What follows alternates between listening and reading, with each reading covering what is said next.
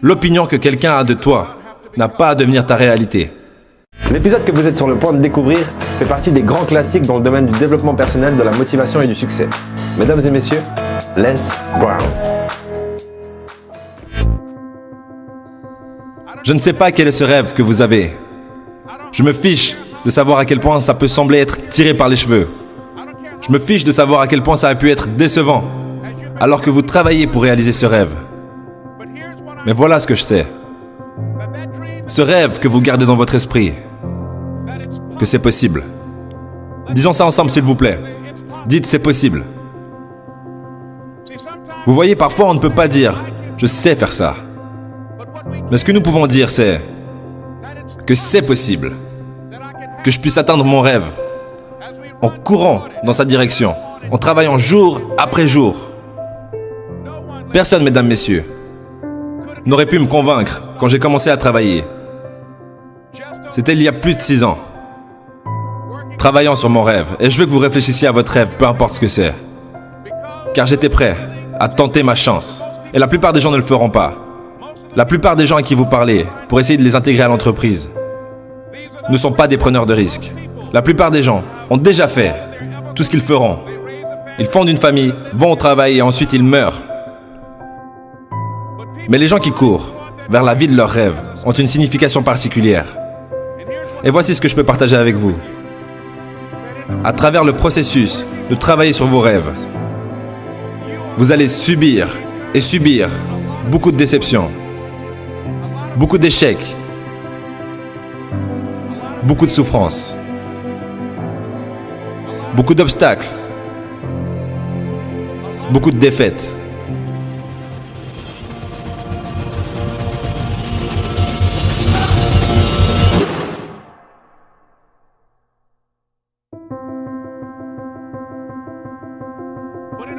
Mais à travers ce processus, vous allez découvrir des choses sur vous-même que vous ne connaissez pas pour le moment.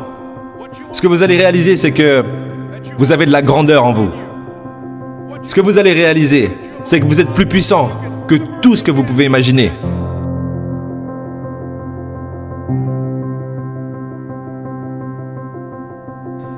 Ce que vous allez réaliser, c'est que vous êtes supérieur à votre situation. Que vous n'êtes pas obligé de passer votre vie à être une victime. Un concept qui m'a beaucoup aidé dans la gestion de mes problèmes, ça a été de réaliser qu'il y avait vraiment une hiérarchie verticale entre mes problèmes et moi. Donc soit je suis écrasé par mes problèmes, soit j'écrase mes problèmes. Mais j'ai le choix et je peux toujours choisir de revenir en dessus des problèmes. Donc imaginez que vous avez énormément de problèmes aujourd'hui, dans cette période, peu importe. Et vous allez petit à petit vous sentir écrasé par tous ces problèmes. Mais vous pouvez toujours revenir à la conscience et écraser ces problèmes en retour.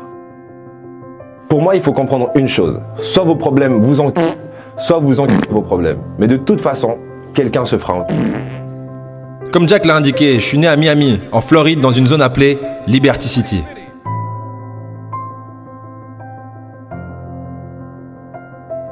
Dans un bâtiment abandonné sur un vieux sol dur, avec mon frère jumeau. Nous avions 6 semaines. Nous avons été adoptés. Quand j'étais en CM2, j'ai été identifié comme étant arriéré mental qualifié éducable. On m'a passé de CM2 à CM1. Et je suis resté dans cette catégorie jusqu'à ma sortie du lycée. Je n'ai aucune formation universitaire. Mais un jour, j'ai rencontré un professeur au lycée qui a changé ma vie. J'attendais un autre élève et quand il est entré, il m'a dit « Jeune homme, allez au tableau et écrivez ce que je vais vous dire. » Et j'ai dit « Je ne peux pas faire ça, monsieur. » Il a dit « Pourquoi pas ?» J'ai dit « Je ne suis pas votre élève. » Il a dit « Ça n'a pas d'importance, suivez mes instructions maintenant. » J'ai dit « Je ne peux pas faire ça, monsieur. » Il a dit « Pourquoi pas ?» J'ai dit « Parce que je suis mentalement retardé. » Et il est venu vers moi depuis derrière son bureau. Il m'a regardé. Il a dit « Ne dis plus jamais ça.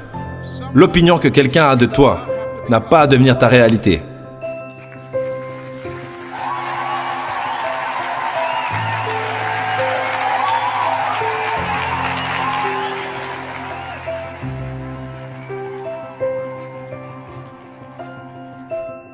Et l'autre chose, c'est que la plupart des gens ne se sentent pas dignes. Ce que je fais maintenant, j'aurais pu le faire il y a des années. Mais parce que je n'avais pas fait d'études supérieures, parce que je ne croyais pas en moi, parce que je laissais l'opinion des autres contrôler mon destin, je n'agissais pas sur mes idées. Si je vous dis réussite, échec, au premier abord, on dirait que c'est deux choses séparées. Mais ce n'est pas le cas. C'est deux éléments, deux facettes opposées à la même pièce. Imaginez une pièce. Sur le côté face, c'est la réussite. Sur le côté pile, c'est l'échec. Les gens voient le côté face, mais si je veux vous donner la réussite, je dois vous donner l'échec avec. Du coup, si vous voulez réussir, vous devez accepter l'échec avec. C'est une pièce avec deux facettes différentes. Exemple, Thomas Edison. Vous savez qu'il a créé l'ampoule électrique. Combien d'essais il lui a fallu? Ludo, d'ailleurs, combien d'essais il lui a fallu? Je ne me souviens plus. 2000 essais. 2000 essais. Imaginons qu'il a arrêté au 1999e essai. Ça aurait donné ça. Pour nous tous. Ouais, c'est pas top hein, dans le noir. On reprend.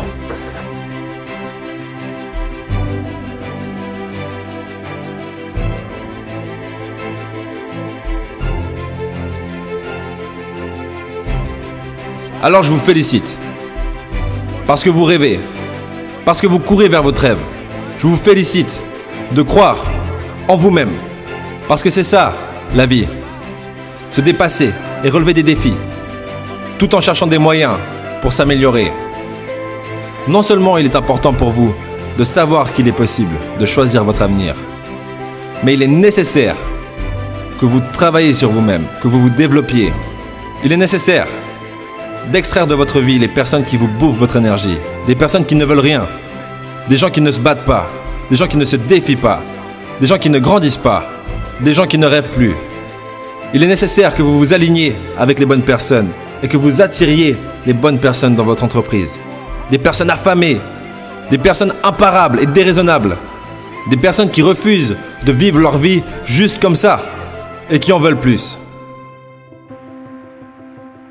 Il est nécessaire de savoir que tout le monde ne verra pas ça, que tout le monde ne se joindra pas à vous, que tout le monde n'aura pas la vision. Il est nécessaire de savoir ça, que beaucoup de gens aiment se plaindre, mais qu'ils ne veulent rien faire de leur situation, que vous êtes une espèce peu commune. Vous savez, vous devez savoir en vous que je peux le faire, même si personne ne le voit pour moi, je dois le voir pour moi-même. C'est nécessaire. Il est aussi nécessaire, mesdames et messieurs, que vous fassiez preuve de créativité lorsque vous travaillez sur vos idées. Que vous compreniez l'importance de changer, de réajuster vos stratégies. Bien souvent, nous pouvons avoir une bonne idée. Mais si vous ne la faites pas avancer correctement et que rien ne se passe, vous vous découragerez, penserez que cette idée ne fonctionne pas, mais non, ce n'est pas vrai. Peu importe ce que vous voulez faire, peu importe ce que vous voulez obtenir. Ne commencez pas par travailler trop dur. Commencez par réfléchir, puis travailler dur et intelligemment. Comment je procède pour faire ça? Je divise, peu importe ce que je dois faire, je le divise en deux étapes. La première étape, c'est que je dois travailler sur moi, pour qu'ensuite, le moi sur lequel j'ai travaillé puisse travailler pour moi. Il est nécessaire que nous devenions créatifs. Je me souviens, quand j'étais à New York, je marchais dans la rue, et un gars m'a approché et a dit « Eh monsieur, est-ce que je peux faire briller vos chaussures ?» J'ai dit « Non, je suis pressé, j'ai pas le temps. » J'ai continué à marcher et quelqu'un d'autre a dit « Eh monsieur, vos chaussures ont l'air sales, puis-je les cirer ?» J'ai dit « Non, désolé, je n'ai pas le temps, je suis occupé. » Là, je commence à marcher plus vite et beaucoup de gens m'ont sollicité pour mon argent. Et puis finalement, un jeune homme est venu devant moi et il a dit « Excusez-moi. » Il a commencé à compter 97, 98, 99, 100. Il a dit « Monsieur ?» J'ai dit « Oui. » Il a dit « Venez s'il vous plaît. » J'ai dit « Qu'est-ce qu'il y a ?»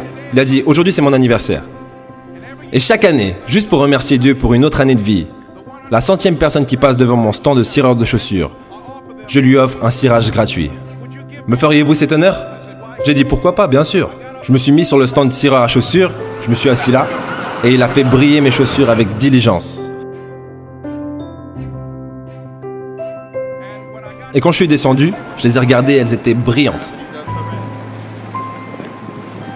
Et j'allais m'en aller, et je lui dis merci, et je m'arrête, et je lui demande « Mais combien facturez-vous habituellement ?» Il dit « Seulement $2. » Je lui ai dit « Vous savez quoi, aujourd'hui c'est votre anniversaire. Voilà $5, gardez la monnaie. » Il a dit « Merci. » Et alors que je m'éloignais, en regardant dans la direction opposée, il a recommencé à compter. 97, 98, 99, 100...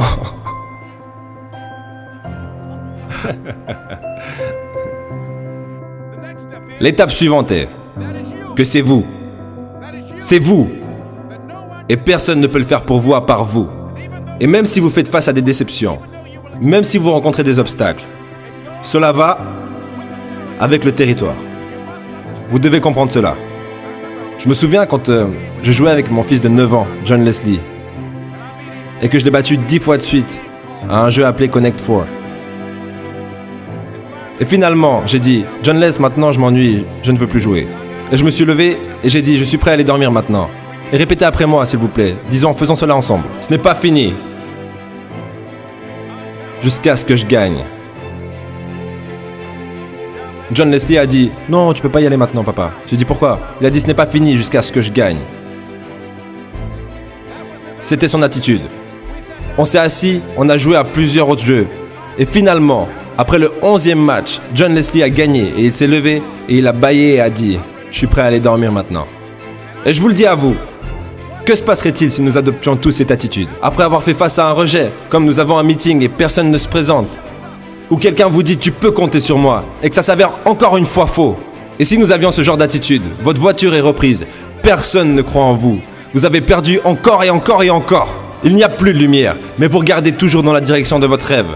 Vous l'examinez tous les jours et vous vous dites « Ce n'est pas fini, jusqu'à ce que je gagne !»